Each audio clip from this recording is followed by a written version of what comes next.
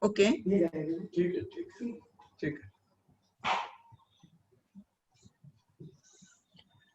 YouTube पर भी हैं लोग?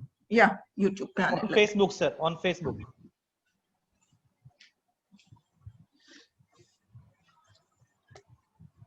Okay, so we start today's proceedings. Dear friends, good afternoon and welcome to this afternoon's program.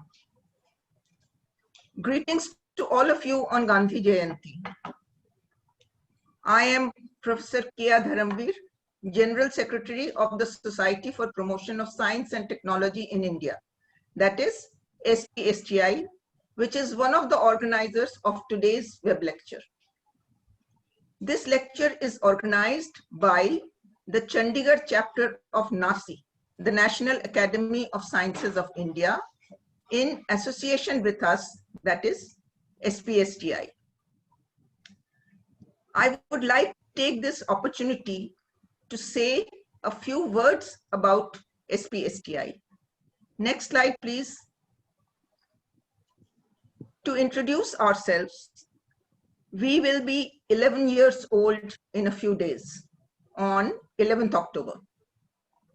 This NGO was formed in 2009 by 37 people from different walks of life: scientists, engineers, doctors, administrators, managers, who came together with the purpose to promote, popularize, and demystify science and technology among the public, and to generate interest in these fields, particularly amongst the new generation. We have been holding popular lectures on various fora by very eminent people, and we are honored to add the name of Professor Bhalla today to that list, which includes names like Jayant Nadlikar, Ashok Sen, Dinesh Singh, D. Balasubramaniam, Dr. D. Behra, Dr. Surinder Jindal, and many other eminent people. We hold different types of activities. Our most popular standing activities are the summer schools. Can we have the next slide, please? Which we run for senior secondary level school students in various places in Haryana, Punjab, and Himachal. And the mobile science van, which we are running with support from DST, Government of India. With your good wishes, we forge ahead in our endeavor to take science to the people, as well as to facilitate and encourage school children to learn through experimentation and exploration from the peer group at top universities and experts in the fields. Thus, we hope to inculcate true scientific temper among the masses. Thank you. And now I request Professor K.N. Pathak from NASI to introduce the speaker and say a few words. Thank you. Okay. Professor Ashish Bhalla, Professor IBS Pasi, Mr. Dharamveer, Mrs. K. Dharamveer. It is a very nice for me to perform this formality of welcoming Professor Ashish Bhalla and all the person who are present there, as well as all the audience who have joined to listen to us. Dr. Ashish Bhalla is a distinguished figure in the city Chandigarh. He is a professor of internal medicine at Postgraduate Institute of Medical Education and Research, better known as PGI. Dr. Bhalla has done his bachelor degree, MBBS, and master's degree, MD, from Mahatma Gandhi Institute of Medical Sciences at Wardha. He is an eminent professor in the field of internal medicine and is currently attached to the many international and national bodies some of these I will spell out. He is a fellow of International Medical Science Academy, awarded in October 2009. That is a very famous academy in the field of medical sciences, just like in science, Indian National Science Academy. So this is the fourth academy in academia. So he is honored by that fellowship and the international advisor to MENATOX, Middle East and North African Toxicology Initiative. He has been board member of Secretary General for Asia Pacific Association of Medical Toxicology. He was on this position from January 2017 till December 2018. Dr. Bhalla was the first Indian elected to the that post as a board member. He is the first Indian to be selected to the India Pacific Association of Medical Science Board, and he stayed there for 3 years till 2018. He got the Commonwealth Fellowship in 2014-15 at St. Thomas Hospital, London. He completed his fellowship in clinical toxicology from Guy's and Thomas Hospital, London. Fellow of American College of Medical Toxicology, that is also very prestigious position. Dr. Ashish Bhalla is his. सबको mute करने के लिए कह रही थी मैं. Dr. Ashish Bhalla did all these initial education in India. He is now head of the emergency department of PGI and medical toxicology services. Dr. Bhalla has also been looking after the geriatric clinic for PGI. This is, I'm happy to know, the first time. PGI, I know that has a geriatric clinic, but I think to know that he is heading that also, so we can all approach whenever we need any services from this.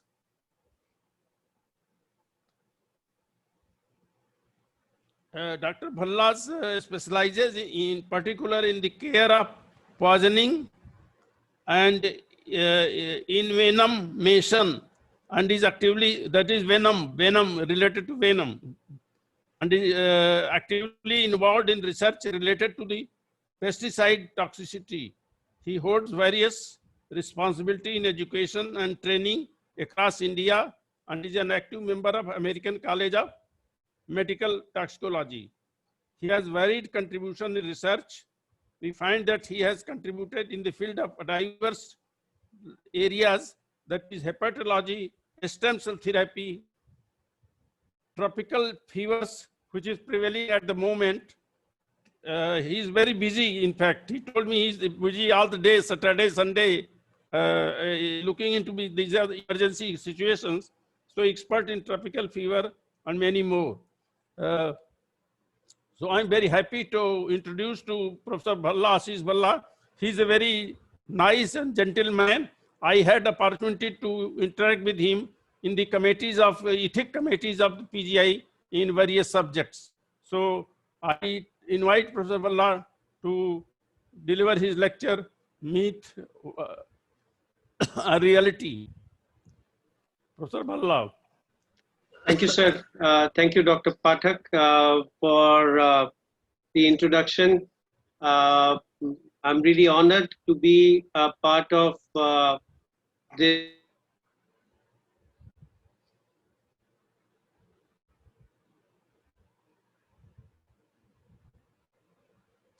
Sound नहीं आ रही.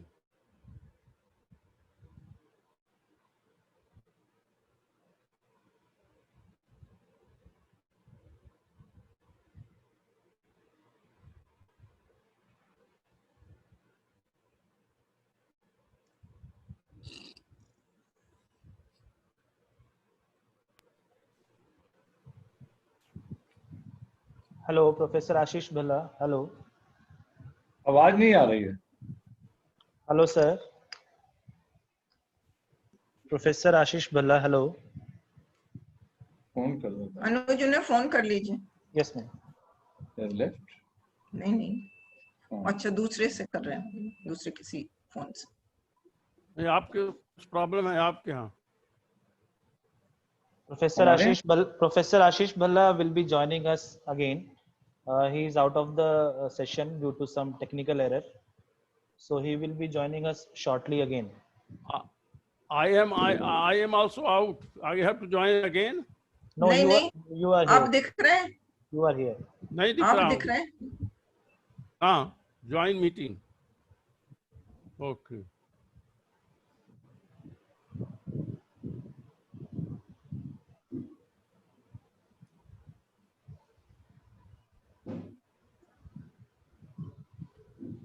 I think some problem. Bhalla साहब को phone कर लीजिए। Yes, लिया, कर yes, we are calling. बात कर बात लिया हो- आपने? बात हो गई है, वो दूसरे Yes. डिवाइस से ज्वाइन कर रहे हैं।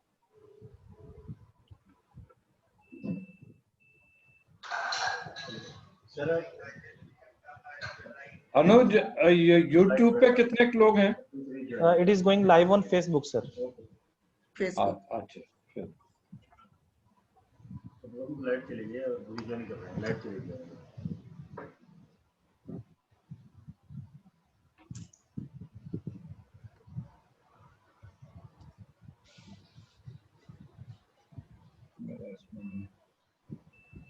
ये आ गए, डॉक्टर भल्ला आ गए।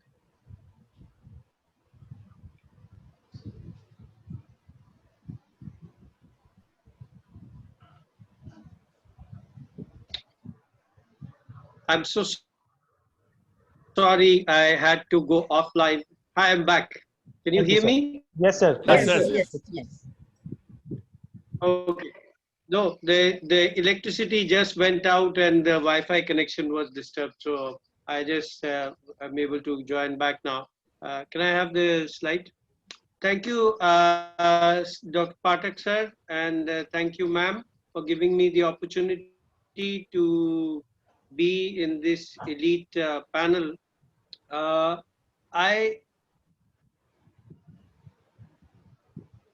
I specifically selected this particular subject for discussion today because I thought that there is a lot of mystery which has been created around this virus. There are lots of myths thanks to the WhatsApp yarn which is there, and the reality is something which is very different. One thing which this pandemic has done, and I think which no other pandemic had ever done earlier because no social media was available, is the fact that this pandemic has created nearly 100 crore medical experts on COVID in India. Everyone who knows ABC of COVID thinks that he is an expert. Maybe a veterinarian, maybe a social scientist, everyone has some or the other, expert opinion to give. So I thought I'll try to sort out some of the mysteries, demystify whatever is happening, maybe kind of undo whatever myths are prevalent and bring you face to face with where we are actually in this pandemic right now. Can I have the slides, please?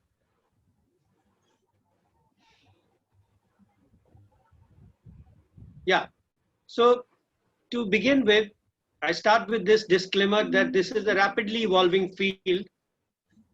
All this, my lecture is based on whatever is our recent understanding of this virus, may change in future, and you need to keep yourself updated. Even if you do not want to get updated, social media has become such an important part of our life that even if we do not want to get updated, we would still get updated. So can I go to the next slide?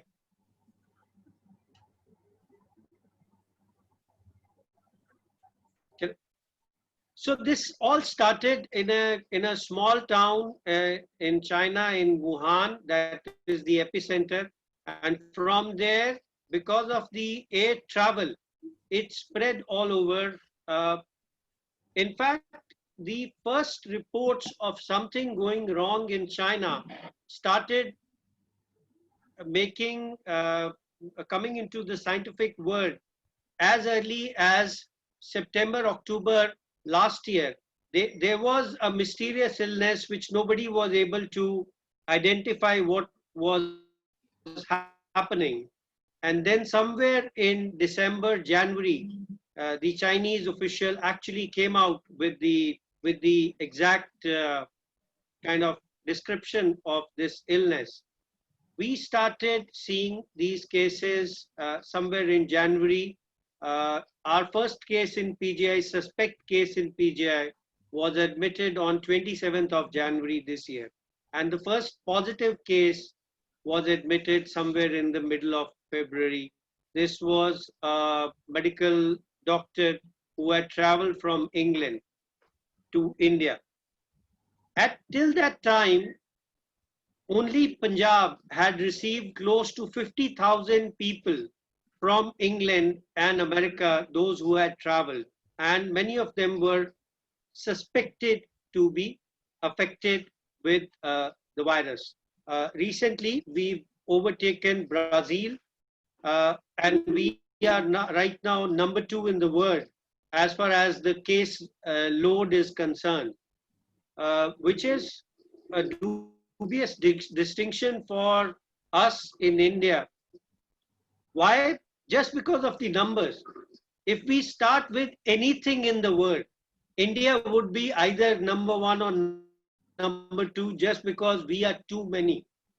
And we would reach that stage, we would reach number 1 at some stage or the other. I go to the next slide. Next slide. So the question in one's mind is always, what is COVID-19? And what do I do if I become positive? And how am I going to be treated? What are the recent, kind of treatment options which are available? Now, the first thing which came to my mind when I was trying to answer this question is, what is it? Is it a virus or a bacteria? I don't know how many of you have seen this particular this particular information which was available on WhatsApp, that it is not a virus. Now, the difference between a virus and a bacteria is very simple. Bacteria can live on its own. It's a single cell organism. It can live on its own. Viruses cannot live on their own. They are dead. Outside the human or an animal body, they are dead entities. They don't move. Bacteria can move, whereas viruses don't move. We move the viruses. So when we get it in our body, we take the virus from one place to the other. That's what is happening in this pandemic. And another very interesting thing which is to be noted is that these viruses and these bacteria have been in this world much before the humans came in. So they can adapt to the changing environment in the world, whereas for humans, it might be a little difficult. So they will survive even if we have a vaccine, even if we have a drug with us. These viruses and bacteria will definitely survive and are going to outlive all of us. So we cannot at any stage think of getting rid of them completely. We learn to live with these microorganisms. Can I go to the next slide?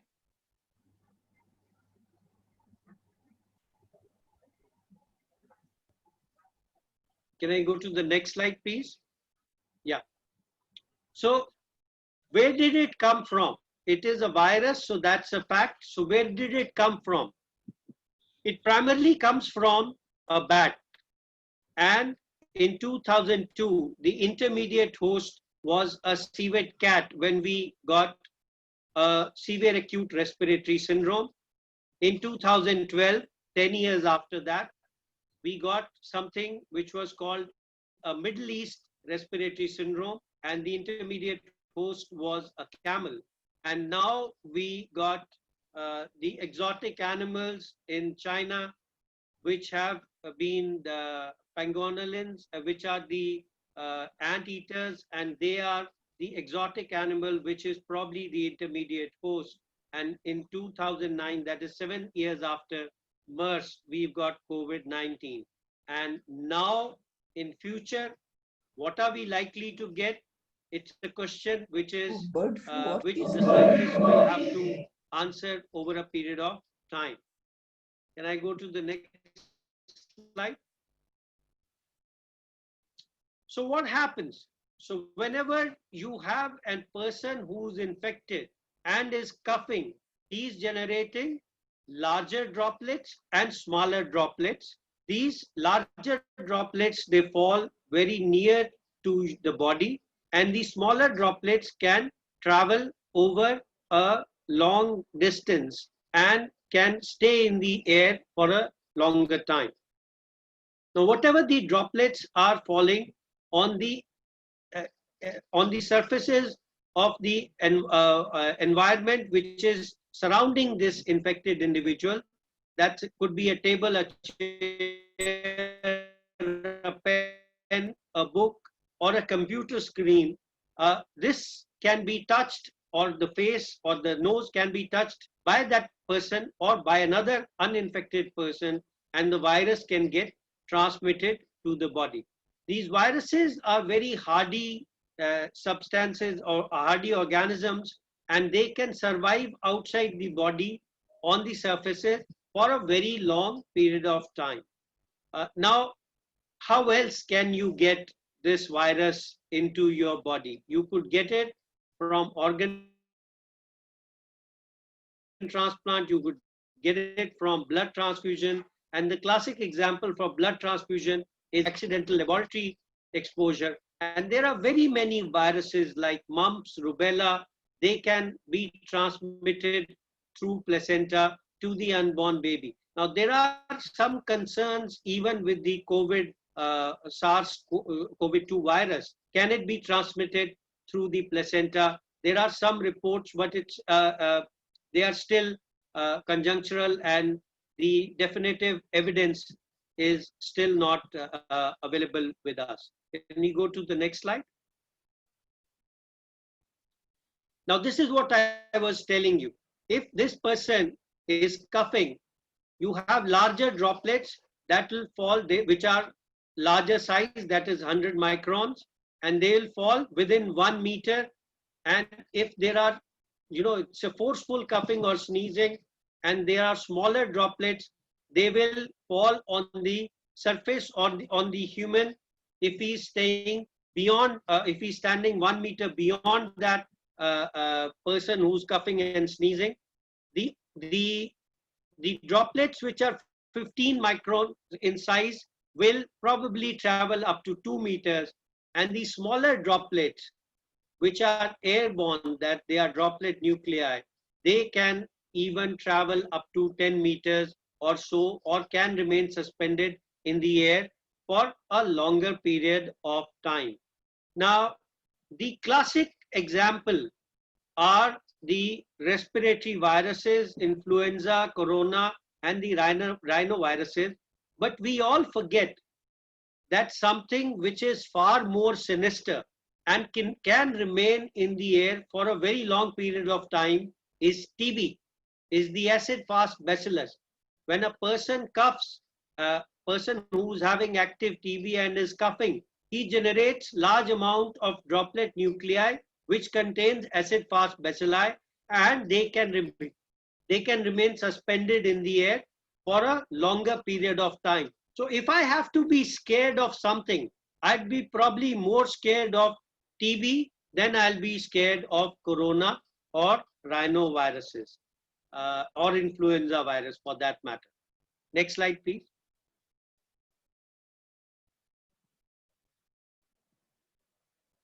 Now, what happens when the virus comes to a human cell? There are some self-surface receptors to which this virus gets attached. And one of these set of this self-surface receptors is ACE2 receptors. And there are very many other receptors.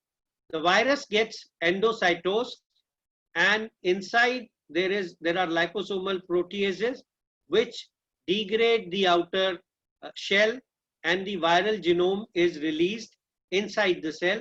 It gets incorporated into the human DNA, and then it gets replicated, and then you have the virus producing human cells which packages these viruses, the proteins and the paraprotein converters, proprotein converters enzymes help in virus packaging, and they get released. They come to the lungs, they get multiplied in the lung, they comes out into the bronchi, and whenever a person coughs, a large amount of these viruses get released, or sneezes, a large amount of these viruses get released into the environment. Next slide, please.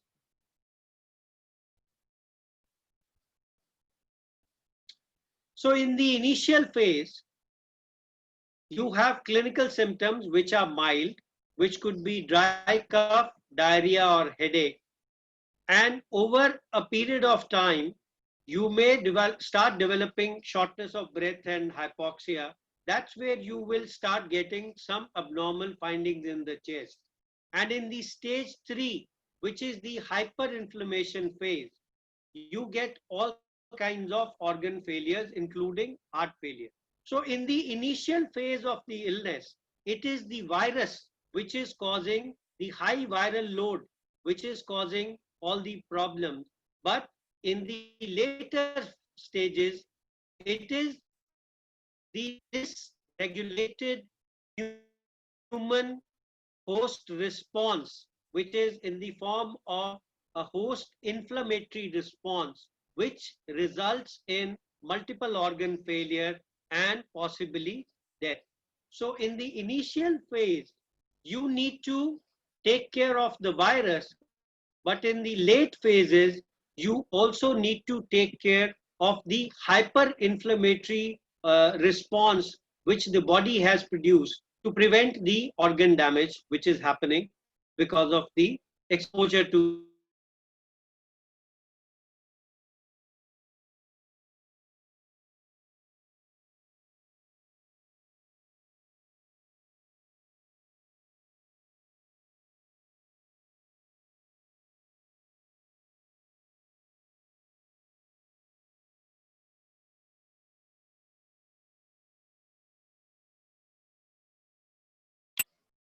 Okay, can I go to the next slide?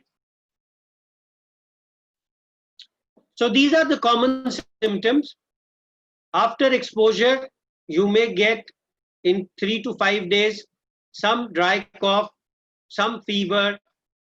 It becomes a little severe. You may have mild breathing difficulties. You may have diarrhea or some gastrointestinal issues.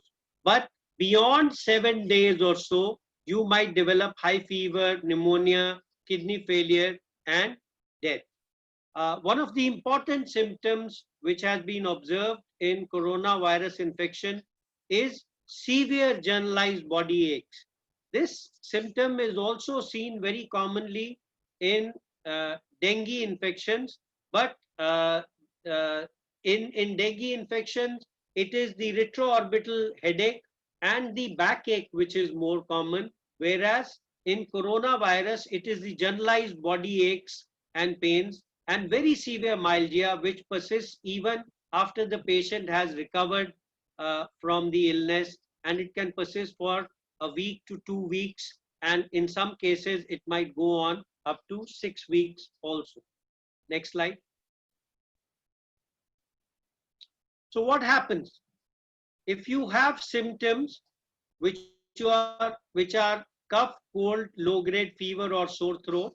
You can get this is not correct here. You have to get rapid antigen test. It's not the antibody test. It is rapid antigen test, If it is positive, you have a positive report, and any antigen test, rapid antigen test, if it is tested positive, we take it as positive.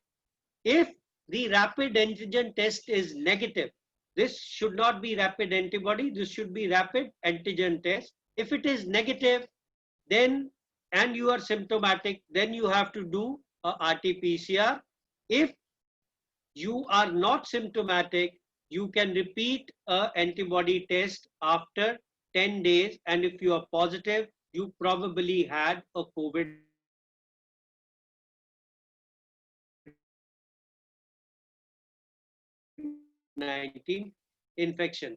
So what you have to remember is that you can either do a rapid antigen, diagnose yourself in the acute. Antibody test is not a very kind of a viable option. Next slide, please. Now, as I said, there are almost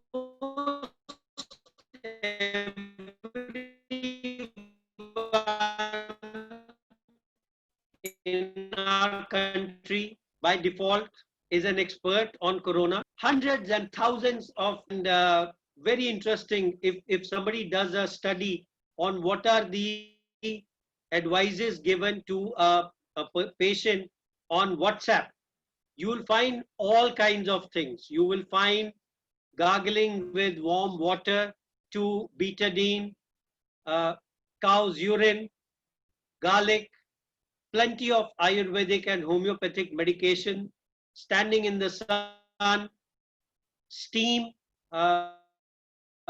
and honey, lemon, ginger, all kinds of things, turmeric, all kinds of things. But this mumbo jumbo would not help. There is no credible evidence that home remedies will cure coronavirus. Next slide.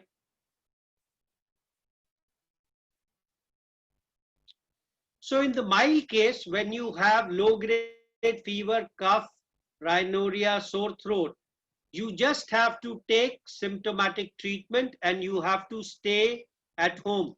You have to isolate yourself in your home, preferably having a separate washroom, and try to avoid contact with family members also, especially the ones who are elderly, especially the ones who have comorbid conditions. Now, what are these high-risk individuals which may need admission? Next slide.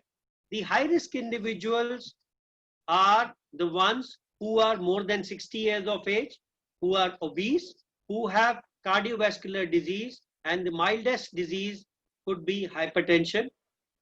What we have observed is that people with uncontrolled diabetes, people with other immunocompromised disease like chronic lung failure, chronic liver failure, chronic kidney disease, and anyone who's having an active ongoing malignancy or cancer and is on treatment for that cancer, they are the people who are at high risk for developing a severe disease. Next slide. Now, when do you call a person to become moderate to severe?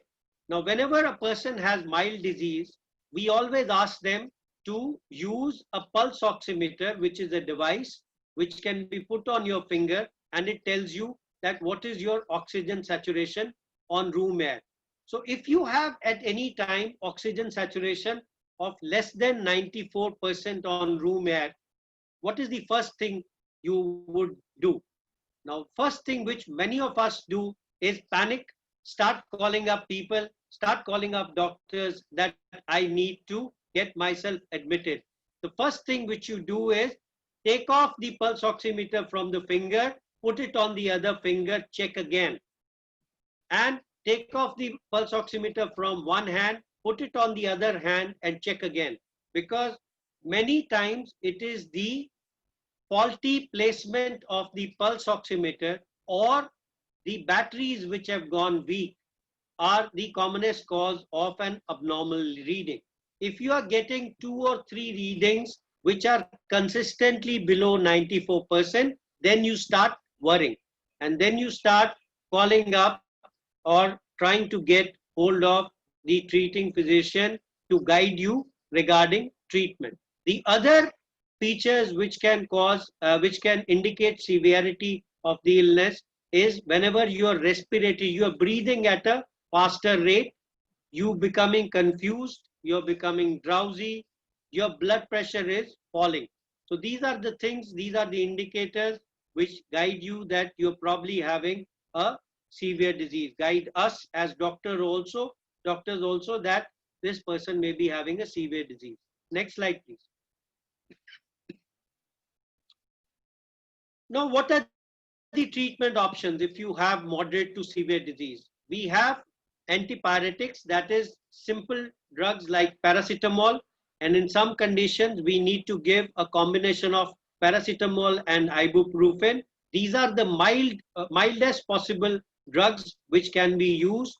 Anything beyond that, we advise that don't take on your own. Please consult your doctor. You can take for suppressing mild irritating cough, you can take any kind of cough syrup. And if you are having some breathing difficulties, some wheezing, if you have an asthma predisposition, you can take your inhaler which you have been using earlier. That is preferred over nebulization. Rest all drugs have to be guided by a treating physician. Every one of you must have heard about these agents, remdesivir, azithromycin, and doxycycline. The reasons for prescribing these drugs are different. I want to focus on these two medications, ivermectin and hydroxychloroquine. Hydroxychloroquine came in with a big bang.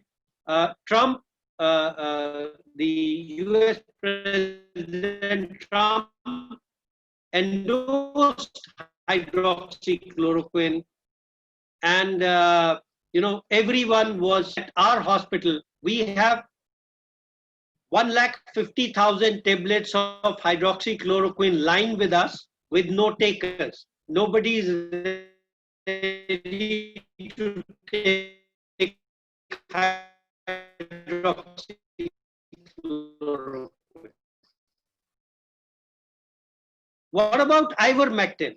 Ivermectin is still a very wonderful and has shown some efficacy in cell lines where it has taken care of the viruses. But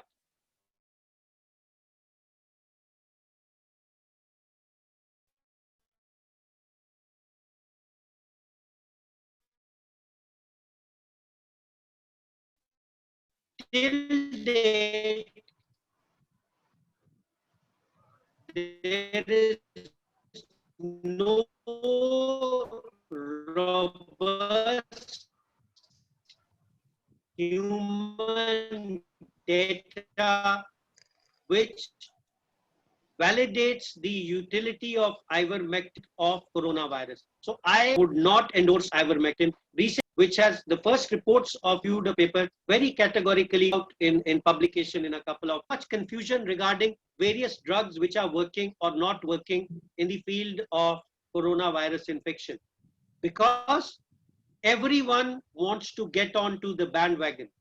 Majority of the research which has gone on in coronavirus infection is a tabletop research. People are sitting down with the molecules trying to find novel use to be used in coronavirus infection.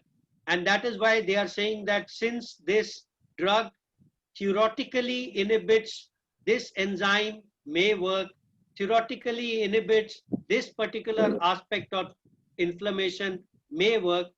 Till now, there are only two drugs. There are only two drugs which have some scientific evidence that they do work in patients with coronavirus infection. One of them is remdesivir. Let's go to the next slide. And the next drug, which can we go to the next slide, please? And the next drug, which has some evidence that it works, is steroids. Steroids, because steroids are the most potent agents to control inflammation. We've been using steroids for a long time in patients with rheumatoid arthritis, in patients with inflammatory diseases of the gut, and very many other diseases. So steroids are the most potent agents to control inflammation. But remember, what I said was that initially you have to control the viral replication, and in the later stage you have to control the inflammation.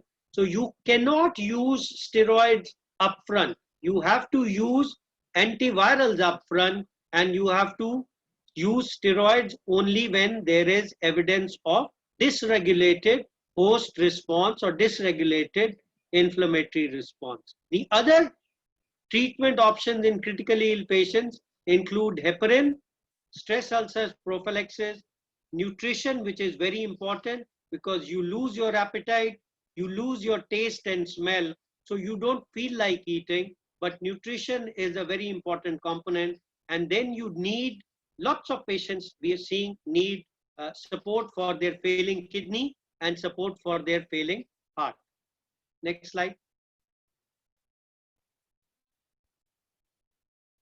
So what are the myths?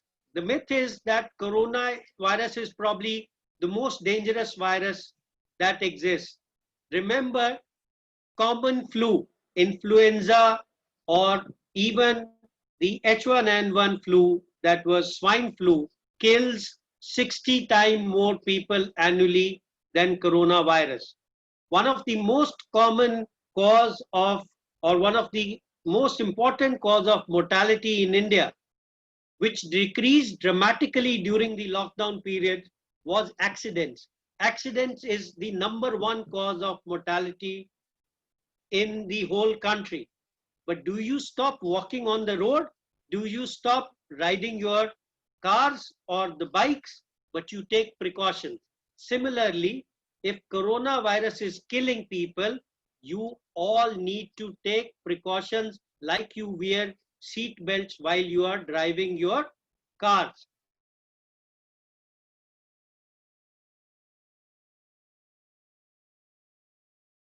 Similarly, you have to wear masks when you are going out, when you are meeting people in the public. Those with coronavirus. Now, if you look at less than 2%, which says that nearly 98% of the patients will improve or will survive if they develop coronavirus disease. So that should be a kind of a positive thing which should be highlighted. We should not be highlighting 2% mortality. We should be highlighting that 98% people would recover. 80 to 85% of these people will recover on their own without anything more than a common paracetamol. Whereas in some patients, moderate disease, you would need more medication. Face mask will protect you. Your pets cannot spread. Antibiotics are not the definitive treatment. Spraying alcohol and chlorine all over the body, it'll kill whatever is on your clothes. It will not kill whatever the virus is inside your body. So all those spray tunnels, they just went out of fashion because whatever they were spraying onto your clothes was killing your the viruses on your clothes and not affecting anything which was in your body. And these spray tunnels, which became very popular at one time, people had to walk through them going to the markets and going to the hospitals. They were using hypochlorite solution, which can be very irritating to skin. So that went out of fashion pretty soon. Next, please.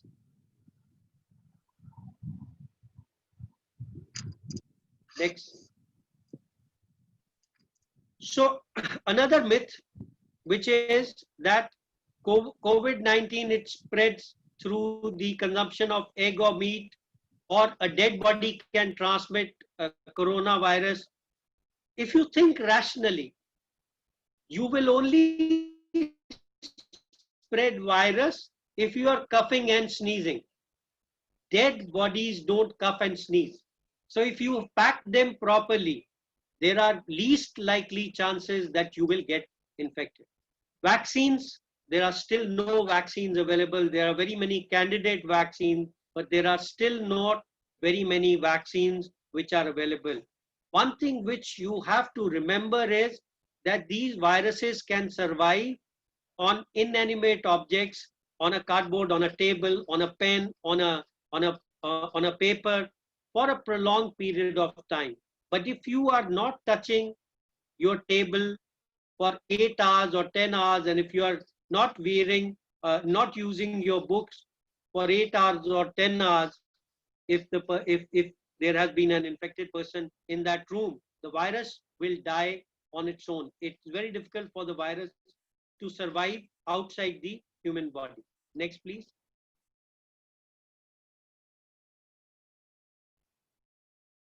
Yes, this was another thing which was going on, that eating garlic, eating very many other things can kill coronavirus.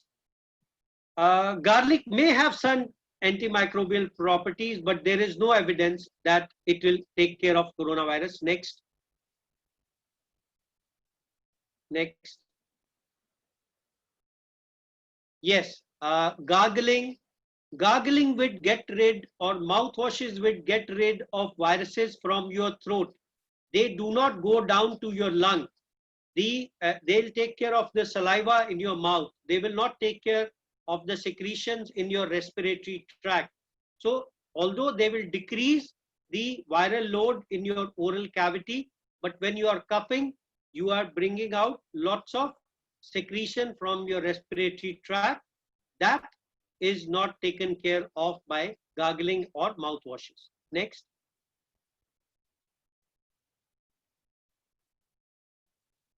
Hot baths, they make you feel good, but if you take bath with very hot water, or if you gargle with very hot water, only thing you will get is burns. You'll get your throat burnt, you'll get your mucous membranes burnt, you'll get your skin burnt, but you will not get rid of coronavirus. Simple thing, even if it is a normal temperature water, you are taking bath using any soap, The viruses have a lipid envelope. So when you use any kind of detergent or soap, it dissolves that lipid envelope and the virus dies. So a soap from your body, or from any other infected clothes, or if you are using a detergent to wash your clothes, that will take care of the viruses from your clothes. Next. Smoking does not protect against COVID. Next. One of the reports which came out from China was drinking alcohol protects you against coronavirus. It's a wonderful thing. If you are fond of drinking, you can go ahead and have a drink. It causes a lot of soothing on your sore throat, especially if you take it with hot water or warm water. But remember, the minimal strength of alcohol which is needed to kill the virus is 70%. And none of the commercially available alcoholic drinks have 70% alcohol in them. Doesn't mean that you start drinking 70% alcohol, you'll kill yourself. So you don't start drinking. Which happened in Iran, which is an Islamic country. They do not have commercially available alcohol.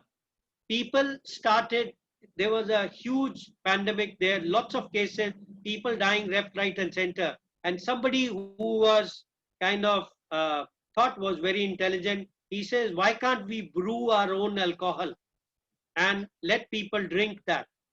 They ended up having methanol poisoning, which killed nearly 800 people. So imagine there was a disease which was killing people, and somebody thought that alcohol would solve the problem, and that spurious alcohol ended up killing 800 more people in a country like Iran. So although it is good if you are drinking, it soothes your throat, but it is not going to get rid of coronavirus from your body. Next. No antibiotics, they work against viruses, only bacteria do. So somebody may ask the question, why azithromycin and why doxycycline? Azithromycin, if given for 3 days, can stay in your system for up to 10 days. And whenever you have a viral infection, there is a propensity to develop a secondary bacterial infection. So it has a very important post-antibiotic effect, which will prevent secondary bacterial infection. That is why azithromycin was being used. Doxycycline was introduced in monsoon period in patients who are coming with fever, sore throat, body aches, headaches, because in monsoon period you also have bacterial infections like leptospirosis, scrub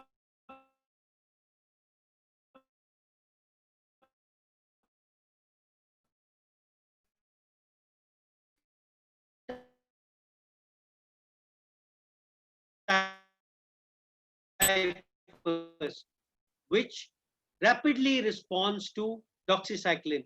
So getting the tests done would be very difficult in a Mumbai and ICMR regime. During this monsoon period, we would take care of lots of other infections, not corona. Doxycycline does nothing to coronavirus. It is just given so as the other associated infections which happen during the monsoon period, they are taken care of. Next, please.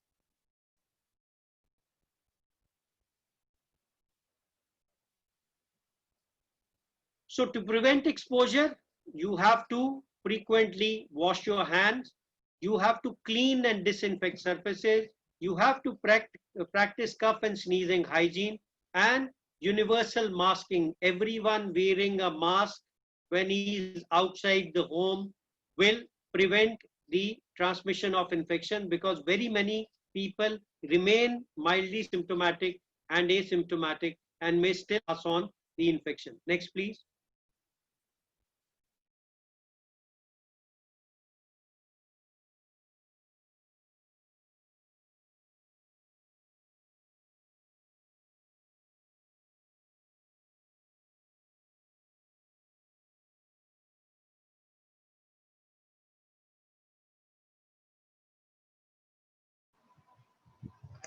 Hello, Professor Bhalla. Hello.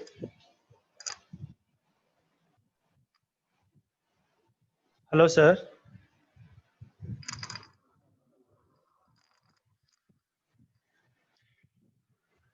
Hello. You are not audible, sir. Hello. Next slide. Okay. Next slide, please.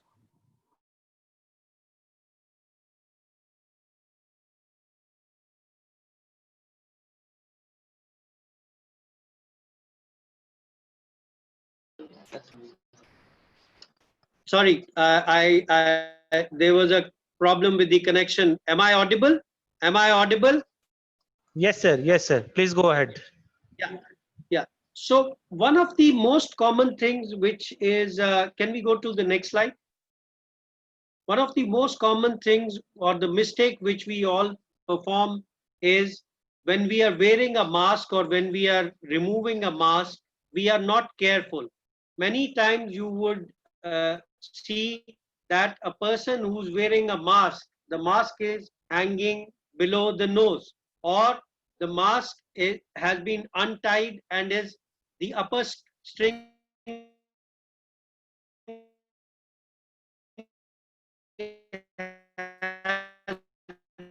been untied and the mask is falling onto your clothes, onto your shirt clothes. And when you take off your shirt, there are chances that it'll go back, or if you put those, put your clothes for washing with all the other clothes of the family, you may infect them. So wearing a mask is important, but removing a mask and properly disposing a mask is equally important.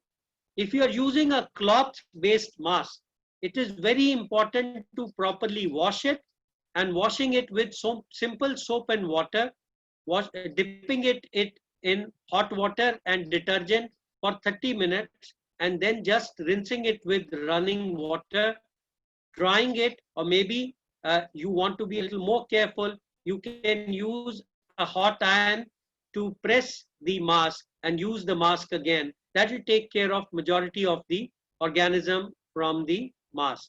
Disposing a mask is very important. Any mask which you are disposing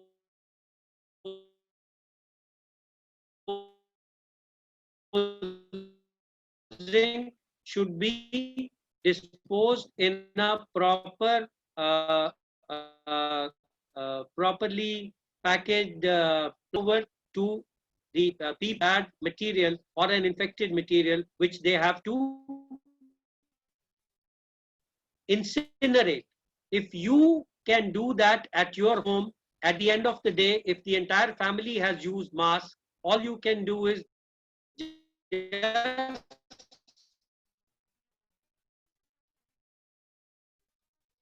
incinerate them, put them to fire, and the organisms in the mask. Next, please. So this is again a question which is asked, what are the disinfectants which you can use? Any household soap, any detergent, rinse it with water, it will take care of most of the things. If you have bleach, or if you can make an appropriate concentration of bleach, that can be sprayed onto the surfaces which cannot be washed with soap and water. Or if you can get hold of 70% alcohol, 70% alcohol which is available or can be diluted from 100% to 70% by adding water, you spray it on the surfaces which cannot be cleaned with soap and water. That will take care of majority of your infected surfaces. Next. So this is a campaign which was started at PGI, Department of Community Medicine. It is called Avoid Bare Hand Contact. And I think this is the most apt thing. You either greet each other with salam, namaste, or sat sri akal, and avoid shaking hand, avoid hugging, avoid kissing. So this kind of a greeting will go a long way in preventing the spread of infection from one person to the other. With that, I come to the end of my talk. Thank you very much. I know there'll be very many questions. If there are any questions, I'll be more than willing to answer or take them.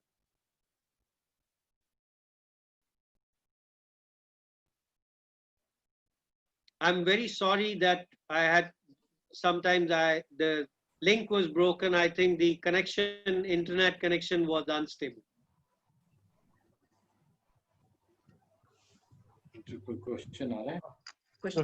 Professor Kiya Dharamveer ma'am, may please take on the charge.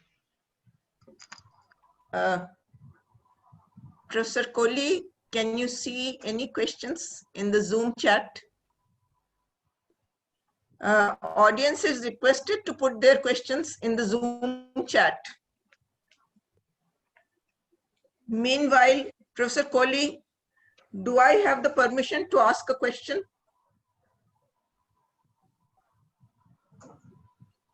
Professor Kohli, मैं एक सवाल पूछ लूं? Ma'am, please go ahead and ask, please. Thank you, Dr. Saab, for such a wonderful talk. It has clarified many things which were going on in the internet. Yeah. In case anybody has a question. I have one simple question as a physicist.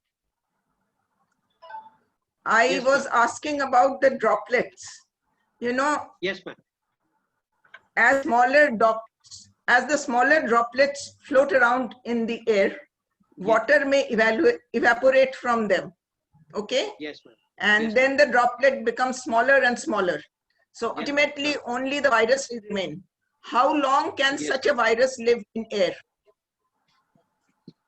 Ma'am, in a wet environment, the virus can survive for up to 6 to 8 hours. And in some circumstances, they have also demonstrated that beyond 12 hours, also in a high humidity area, the virus can survive. Whereas in a dry area, it does not survive for more than 2 to 3 hours.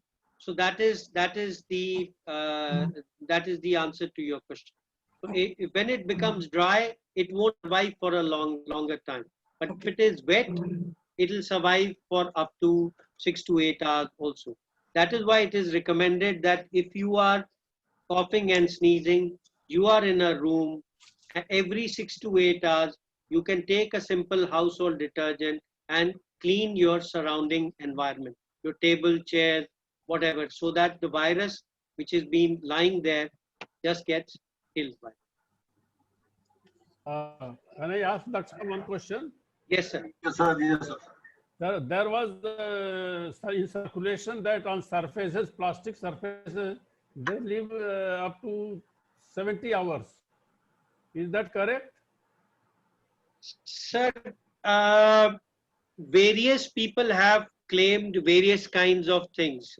People have claimed that in a hot, in a humid environment, it can survive for a longer time. When this entire pandemic started in the month of February, we were very hopeful that in the months of May, June, when the temperature goes up very high, up to 40, 45, maybe the virus will not be able to survive and die.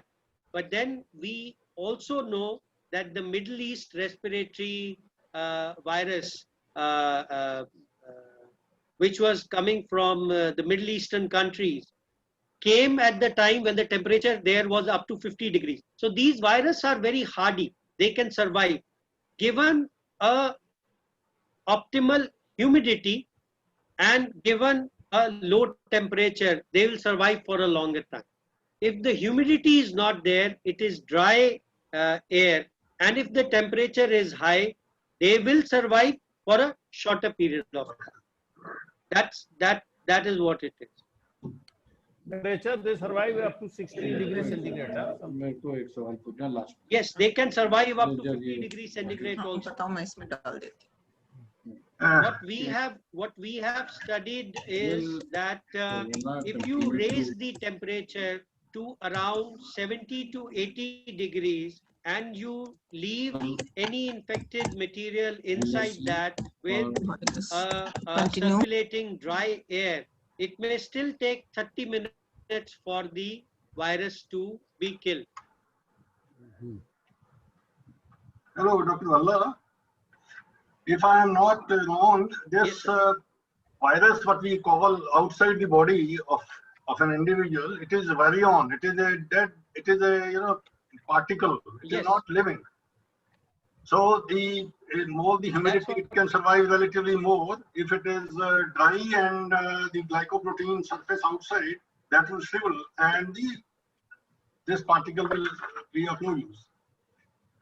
And in this slide, 23rd slide, facts and myths, you had said that it is not necessary to wear mask. It's not necessary to wear mask. On the fact side, no. It is written that it is not necessary to wear mask. On the other side, when you are, explaining it, mask is important. Sir, I'll tell you the reason for that. If I am alone in a room, I am isolated. Yes. I don't need to wear a mask because the chances of infecting others are very less. Like if there is nobody there. Mask at the moment. Yes. We are not wearing any mask right now.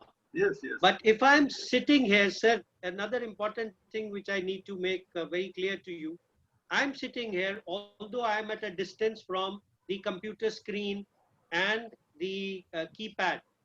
But when I'm speaking louder, I am generating droplets. And these droplets continue to fall on the keypad. So if somebody is using this keypad again before 6 to 8 hours, there are chances that the virus will get transmitted. until unless I clean it with a spirit or something, and then the chances would be much. But only in case if I am infected. It is only in that case. Yes. Yeah. Yes. And yes. another. If I am infected, then You said that influenza has killed 60 times more than coronavirus. yes. And we understand that this year, Yes. through this coronavirus, 1 billion deaths have already occurred. Does it mean that 60 billion deaths are occurring only because Yes. of influenza? 60 billion. No, sir. See, influenza kills every year. Influenza kills every year. Agreed. Influenza is common cold. It kills every year. The virus changes every year. It changes its strains. So influenza has killed far more people than coronavirus has over a period of time. And if there is a major antigenic shift, like it happened in 2009, when swine flu came in, it came in as a pandemic and it ended up killing quite a lot of people, word over, that time. But coronavirus kills in very many different ways. The mystery about this virus is that it is not following the dynamics of any common respiratory virus which we know. Yes. Most of the common respiratory viruses which we know, they will affect your lungs. At the most, they will affect your heart. This is the virus which is affecting your lungs. It is affecting your heart. It is affecting your coagulation. It is affecting your coronaries. It is affecting your kidneys. So the list is quite long. The basic is the infection of the lungs. Is it too? Primary Yes, cause, yes. primary Basic cause it's infection primarily of the lungs. Yes. If somebody else has some question. Sir, there is a question from Shri Dharamveer, Yes. President of SPSTI, that will coronavirus continue to affect people endlessly until suitable vaccine is developed?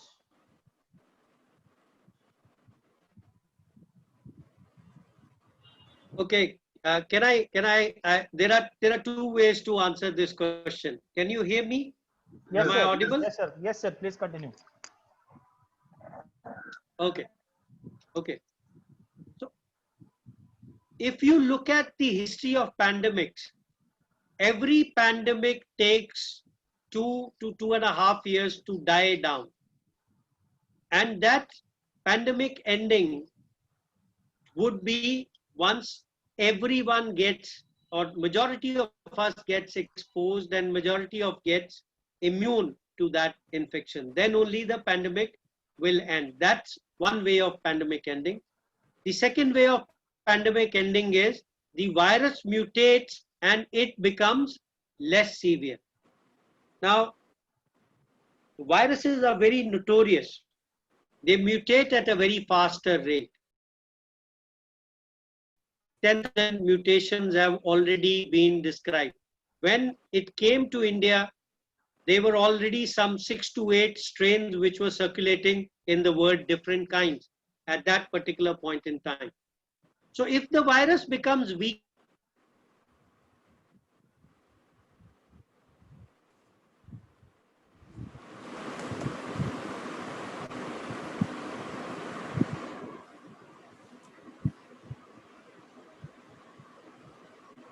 Hello, Professor Bhalla. Hello. weaker and majority of the people become immune, the pandemic will die down. How can you hasten that? You can hasten that, providing vaccination, providing immunity to a larger number of people. Now imagine a situation that today we are performing 10 lakh tests in our country every day, right? And it is a simple nasal swab. Just a stick which you have to put in the nose, rotate, put it and send it for, kind of testing. Imagine you have to give 10 lakh vaccines which are injectable. how much infrastructure you need, how much money you need. If you start vaccinating 10 lakh people every day, imagine the person who's 130 crore, the last one, when will he get the vaccine? You know, it'll take a long time, and it'll take a large amount of money, and it'll take a large amount of infrastructure. So pinning all the hopes on vaccine is not the correct way of going about it. Yes, vaccine would be given to people who are at high risk, but people who are at high risk are immunocompromised, and would we get a proper immune response in people who are already immunocompromised? That's the question which we need to ask ourselves. Healthy people, 90% will improve with mild disease on their own. So when these asymptomatic people are going around in the community, it is like a live vaccine which is being given to everyone.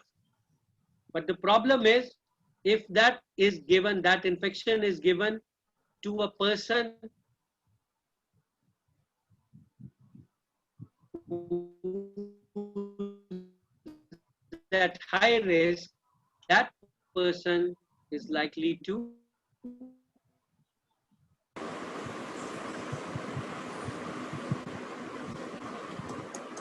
die.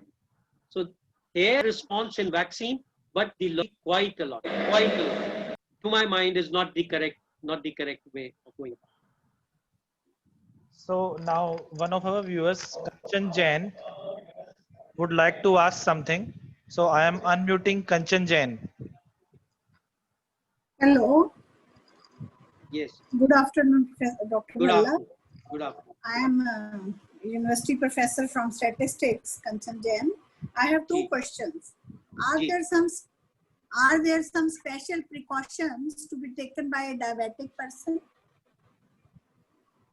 No, they are the same precaution that anyone else is taking. Only one thing, you have to keep your sugars under strict control. Whatever the severe illness we have seen in diabetics is the one. Hello. Those who are anti-diabetics medication, regular sugars. Okay. My second question is, can we take hydroxychloroquine and this remdesivir as precautionary measures or no?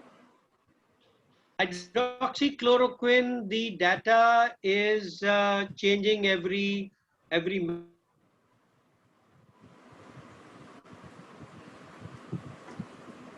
Can't hear you. minute, as I would say. The latest publication which has come in Nature says that hydroxychloroquine is a wonderful, very strong, very potent anti-inflammatory drug, and the mechanism by which it might have been working in people would be in controlling the inflammation. It does nothing to the virus, so it is not indicated. Remdesivir is the only antiviral drug which is known to work in patients who have got moderate disease. So if we start giving a medication, which is the only medication which we have, when the patient becomes sicker, to a person who is having a mild disease, the chances of the virus becoming resistant to this drug is very high. So it is not recommended as a prophylaxis in any patient. Remdesivir is not recommended as prophylaxis in any group of patients.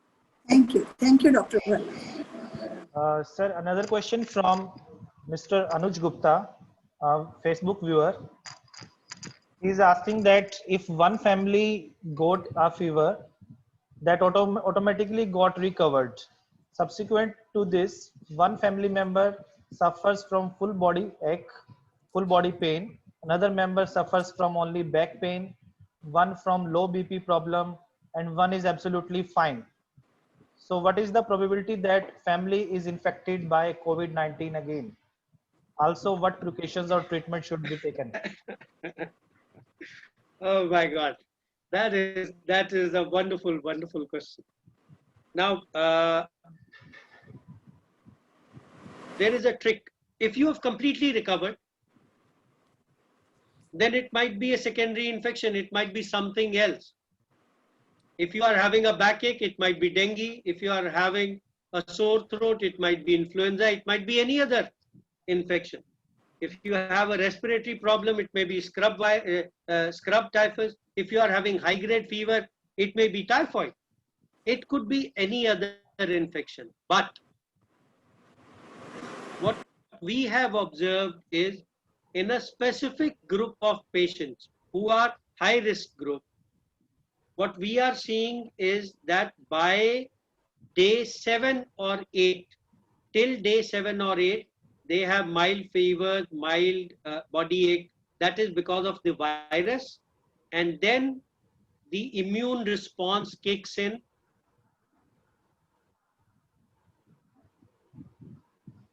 Which becomes dysregulated, and then they start developing all kinds of body aches, all kinds of restless. The problem because of dysregulated immune response. So if you were diagnosed COVID and you were recovering, and by day 7, 8 or day 10, you are deteriorating, go meet your doctor. It could be a complication of COVID, or it could be an entirely new kind of an infection which can happen in you. It could be anything. Next question, sir. We are suggested to wear mask and we exhale carbon dioxide. Would it affect adversely if wear for a long time a day? There were lots of concerns. People, especially the healthcare workers who are doing duties in the wards, they are wearing N95 masks. They are wearing another mask on top of that.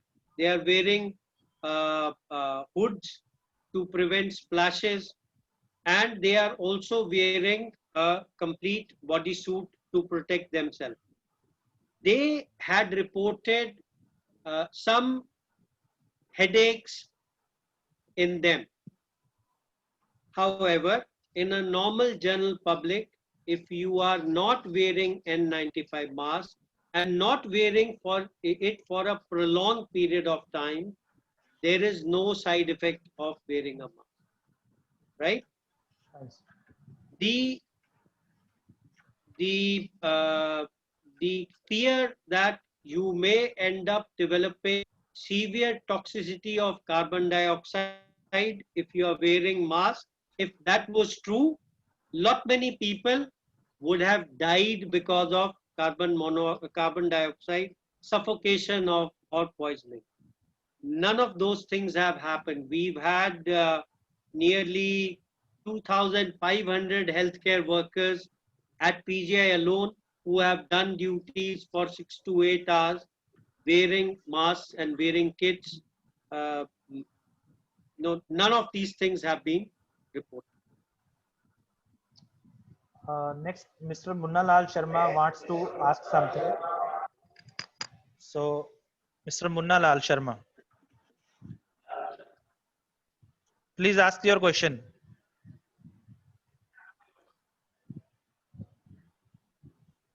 Unmute.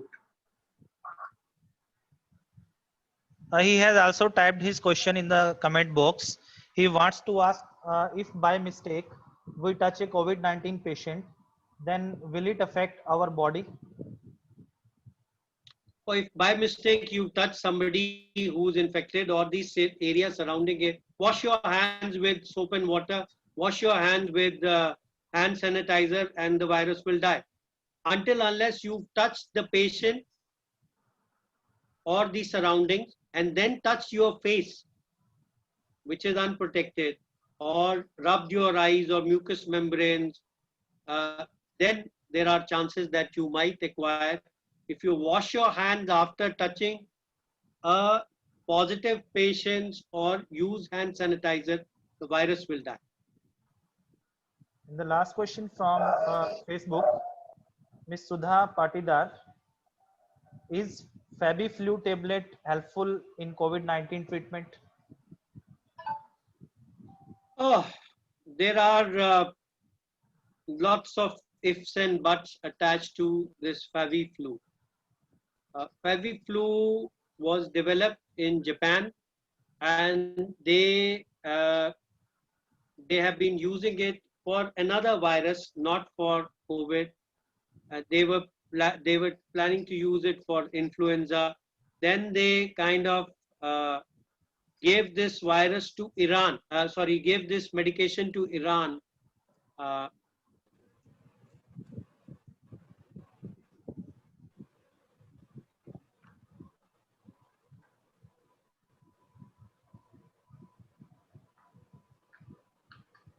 As a donation to study its effect. Till date, there is and its efficacy. So I do not use favipiravir. The only antiviral, there were lots of other antiviral also which were kind of propagated as potential treatments. None of them has shown any promise in any study. So with favipiravir, the data is very, very limited. I'm not very confident in using favipiravir for a positive patient.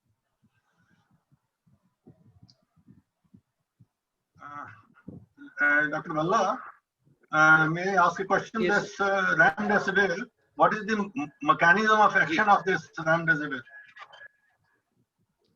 Sir, the exact mechanism is it impairs the replication of the virus by interacting with the enzyme in the host cell, inside the host cell. So your infected host cell is not able to generate more viruses, and it will kill that virus. So once the viral load goes down, the immune response to the virus is likely to go down, but in most cases that does not happen. The immune system is such a system where once it gets triggered, it might continue propagating and it might get out of hand. In many patients, it gets you get this dysregulated immune response, which ultimately ends up killing the patient. Initially, it is the virus which may be causing the symptoms, but later on, it is the dysregulated immune response more responsible for killing the patient rather than the virus itself. So that is why steroids. Is it like rifampicin? Sir, no, it's not like rifampicin, sir. It is an entirely different kind of. I can share the details of the pharmacology and the pharmacological actions of remdesivir with you separately, but it's inhibiting the viral replication in the host cell. It brings down the viral replication. So, any other question? This is all for the question from the questions. All from Facebook and Zoom have been taken, sir. Okay, okay. Dear Dr. Valla, we are extremely thankful to you on behalf of NASI Chandigarh chapter as well as Space 3. They are really very active organization.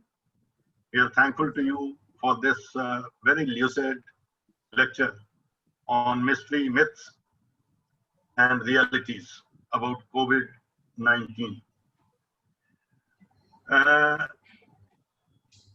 It was really an eye-opener. I believe everybody whosoever has listened to this course would agree with me. You are perfectly right that it is a never ever ending issue. It is to increase. It is an increasing field. And it is compelling us all to remain, updated and to be careful about this. You're perfectly right.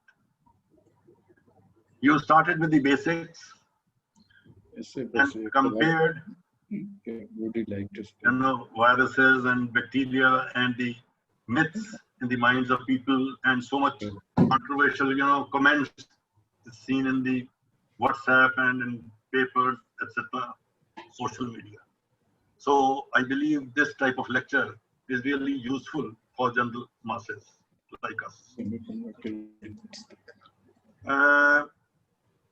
You also covered the possible route of infection. Initially, there were a lot many controversies on this as well. It was a very educative, I believe. I think Madam Kya Dharamveer, Pathak Saab and Dharamveer, they will all agree with me that it was an educative lecture. Those who could not attend, they would be benefited from the YouTube. The thanks to Spacey for making this type of arrangement. This lecture will be there on our Facebook, on our website for a long time. Okay. We maintain lectures on our website. Anuj, zara website flash kar dijiyega, please. Yes, ma'am. After this. Yeah, that's good.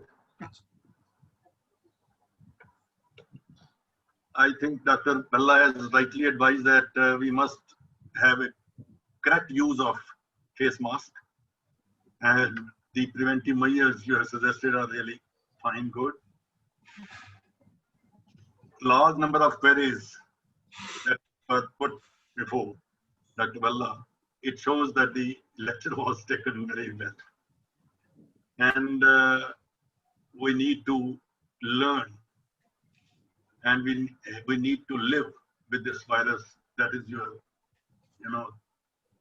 message we have to take home.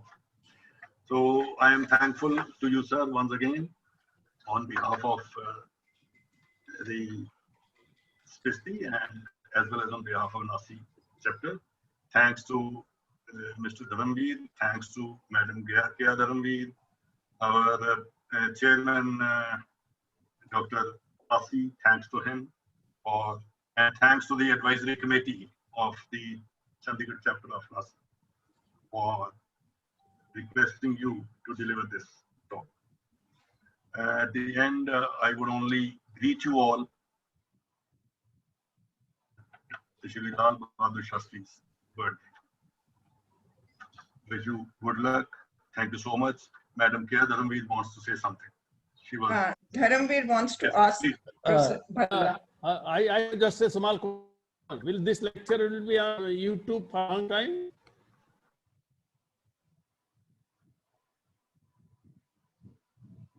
A long time. It's not on YouTube, it's on Facebook. So we will give that link on our website. Anuj will be flashing that link. So Dharamveer wants to ask something. Professor Bhalla. Professor Bhalla, thanks for such a wonderful lecture. I just want to know one thing from you. Can we request you to give a lecture to the school children or the college students? Because they are the people who would be needing your advice. We have a very large number of such students on our contact list, and so are the teachers, school teachers. I think that will be a good opportunity to reach out to this public, because school teachers have a lot of connections with the students. Thank you very much for accepting this. I'll get back to you whenever it is convenient for us. Sure, sir. Sure, sir. Thank you. Anytime. It's a wonderful lecture. Thank you, sir. Thank you, sir. Thank you. So thank you very much. Thank you, sir. Thank you, sir. Thank you, Dr. Bhalla. Thank you. Thank you, Pathak Saab. Thank you. Great. It has been very good. And thanks to Professor Kohli. Oh, thank you, sir. Thank you. I think we should thank Professor Pasi also. Yes, of Pasi course. Saab, he is ये तो हमारे वासी साहब, हाँ, मार्गदर्शक हैं। yes. So we should वासी thank जी him. हमेशा जो है ना सार्थक का काम करते हैं। बिल्कुल बिल्कुल, ठीक अच्छा, ठीक है, wind so up. over, हाँ, thank you. अच्छा, और पाठक साहब, I hope this was a good program that which we did jointly today. For Yeah, we can continue to do that. हाँ, तो अभी कोई और लेक्चर आपके माइंड में है क्या? हमने सजेस्ट किया है पासी साहब को, क्या बोलिए? you know, Satish Dhawan centre is there. हाँ, किसकी सेंटर? सतीश धवन. सतीश धवन. अच्छा. सतीश So धवन I हमारे think ख्याल से next to he is one of the important personality. So we could have one lecture. You have to find out who can deliver that lecture. I think a space person, some space person can. It's an important subject. एक series में करने की मैं suggestion दूंगा, you can comment, कि options in higher education and careers. अब जो MSc करता है, I said it last time, how the career and yes. क्यों तो इस पे अगर कोई अच्छे एक्सपर्ट्स आपके निगाह में हो तो बताइए, so that we can organize this. I think you find some technologist, you know, some IIT professor or something like that. Sciences में, आईसर में नहीं, नहीं मैं कह रहा हूँ साइंस और टेक्नोलॉजी में अच्छे. How one can choose the profession at +2 level student? You, I think you can have 2 speakers, and that should cover all profession. What are the avenues open? People at the moment, they know only IAS, PCS, engineer and doctor. This is very old age concept. It is still continuing. Hello? Kaya, हाँ जी. are you listening? अच्छा. Yes, yes, I can hear you. So I think you try to convey messages to the youngster, +2, +1 students, matric students, how they should choose the profession. What are the available profession now? Whole profile has been changed completely. And village students, they don't know. Only city students, they are aware something.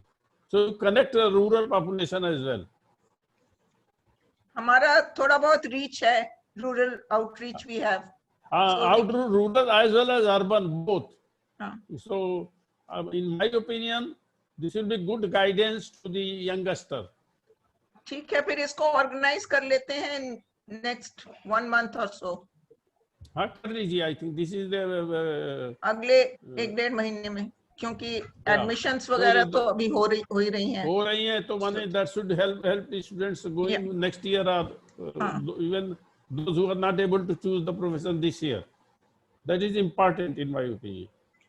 अच्छा, एक और programme किया जा सकता है, वो ये है कि डिफरेंट जो लीडिंग नेशनल लैब्स हैं उनके बारे में कोई 5-6 लैब जो बहुत प्रीमियर हैं उनके बारे में कोई इंट्रोडक्शन स्टूडेंट्स को दिया जा सके. That comes into the what I said, that broader, you know, awareness for various professions available in the country. So the lab is also that goes into the research.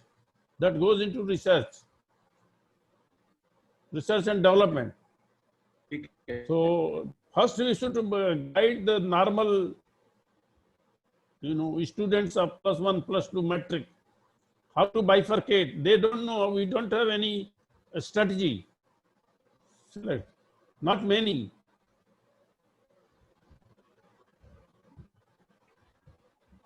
ठीक है, तो इस पे करेंगे फिर.